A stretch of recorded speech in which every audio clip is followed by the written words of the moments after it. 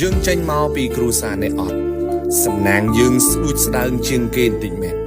តែបើមានឱកាសធ្វើការសុំធ្វើការឲ្យអស់ពីចិត្តទី1កុំបោះចោលការខំប្រឹងយើងកើតមកចំគ្រួសារនេះអត់មែនសំណាងយើងមានអត់ច្រើនទេហើយបើសិនជាយើងអត់ខំប្រឹងទៀតអានឹងគឺជាសួយធំមែនតើនៅក្នុងជីវិតរបស់យើងចេញពីគ្រួសារនេះអត់តែកុំបោះចោលការខំប្រឹងរបស់យើងឲ្យសោះគ្រូខ្ញុំក៏ផ្ដាំថាភ្លៀងនៅលើដំបូលផ្ទះអ្នកមានភ្លៀងនោះក៏ធ្លាក់លើដំបូលផ្ទះយើងដែរ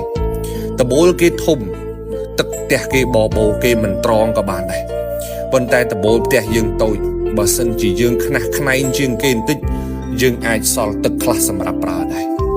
យើងចេញពីតកូលអ្នកខ្សត់សំណាងយើងគឺស្ដួចស្ដើងជាងគេទៅហើយ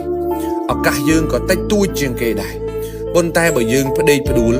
មិនចាប់យកឱកាសតូចទាំងអស់នឹងយើងអត់ខ្វល់ជាមួយវាទៀត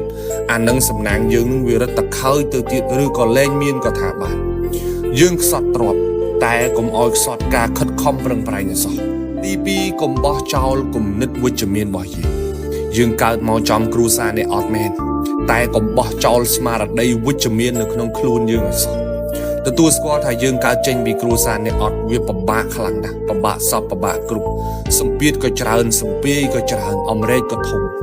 តែការគិតអវិជ្ជមានវាអត់បានជួយយើងឲ្យធូរស្បើយទេទៅចាំ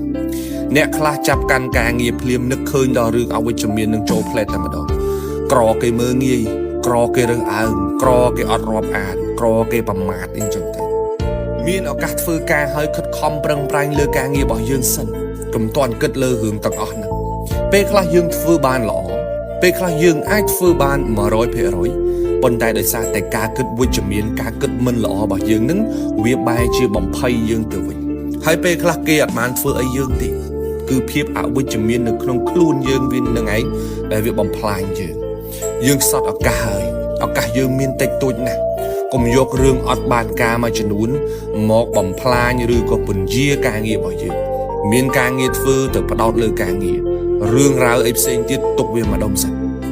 ទី3កុំបោះចោលគុណធម៌ជាមនុស្សយើងកើតមកនៅក្នុងគ្រួសារនេះអត់មែនតែកុំបោះចោលគុណធម៌ជាមនុស្សរបស់យើងចេញពីគ្រួសារនេះអត់មែនតែអារឿងសិលធម៌រឿងគុណធម៌ជាមនុស្សនេះកុំឲ្យចាញ់គេធ្វើគុណជាមួយយើងត្រូវដឹងគុណគេត្រូវតបគុណគេវិញចេះសាទរមួយគេចេះអបអរគេកុំឲ្យគេដៀលចរិតថាយើងខ្សត់ហើយខ្សត់ទាំងសិលធម៌នៅទៀតទទួលស្គាល់ថាគ្រួសារយើងជាអ្នកខ្សត់តែមិនមែនមានន័យថាយើងគ្មានឱកាសសុទ្ធសាធនោះទេខំរៀនខំរកខំដាក់ខ្លួនខំរាប់អានស្វះស្វែងខំប្រឹងធ្វើម៉េចឲ្យខ្លួនឯងទៅមុខទោះឱកាសយើងមានតិចជាងគេក៏ដោយក៏យើងមិនបដ ாய் ខ្លួនឲ្យផ្ដេកផ្ដួលទៅតាមប្រេងវាសនាដែរ